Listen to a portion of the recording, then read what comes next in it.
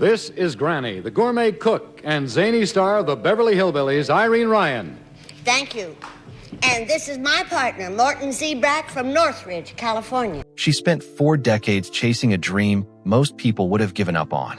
By the time the world finally fell in love with her, she was already 59 years old, and the fame that followed would cost her almost everything else. Irene Ryan was born in El Paso, Texas, in 1902, the daughter of a strict Army sergeant and a deeply religious Irish mother. When her father died, the family moved to San Francisco, scraping by in poverty.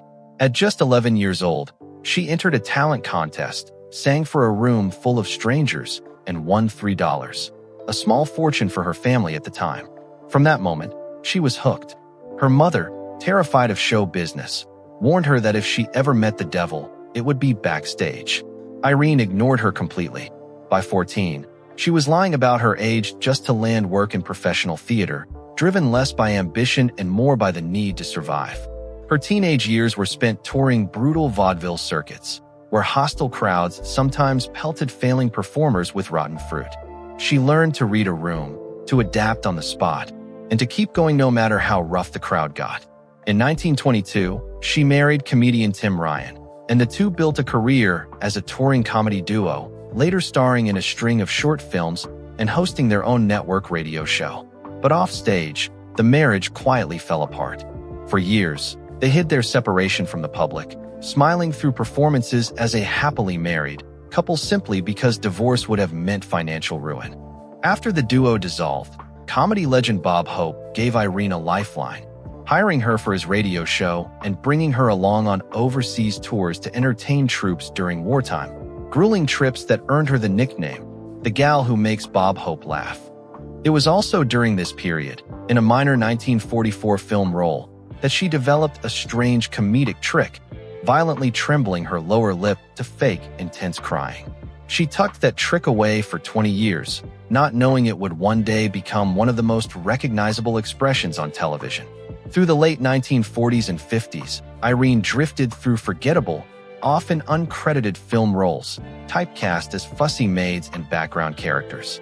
A second marriage came and went. She never had children in either marriage, and by her late 50s, she was a working actress the public barely recognized. Then, in 1962, everything changed. Producers initially rejected her for the role of Granny in the Beverly Hillbillies, calling her too young and too polished. Irene refused to accept it, cornering the show's creator and daring him to give her a screen test. She won the role, and finally pulled out that 20-year-old lip quiver trick, turning it into Granny's signature. The show became a sensation, running 9 seasons and earning her 2 Emmy nominations. But the fame buried her identity. Fans stopped seeing Irene and only saw Granny. She performed demanding physical comedy well into her 60s, straining her heart for years without ever asking for a lighter schedule. When CBS abruptly canceled the show in 1971, Irene was furious enough to write directly to President Nixon, who personally wrote back as a fan of the series. Rather than retire, she moved to New York and earned a Tony nomination for the Broadway musical Pippin. In 1973, mid-performance, she suffered a massive stroke on stage and still finished the number before collapsing.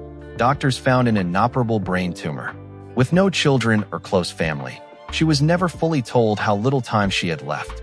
She died weeks later, alone, at 70, and was laid to rest beside her sister. With no heirs, she left her entire fortune to create the Irene Ryan Acting Foundation, which still funds scholarships for theater students today. If stories like this stay with you, that's exactly what we cover every week. Subscribe to Hollywood Bulletin so you never miss the untold stories behind Hollywood's most unforgettable stars.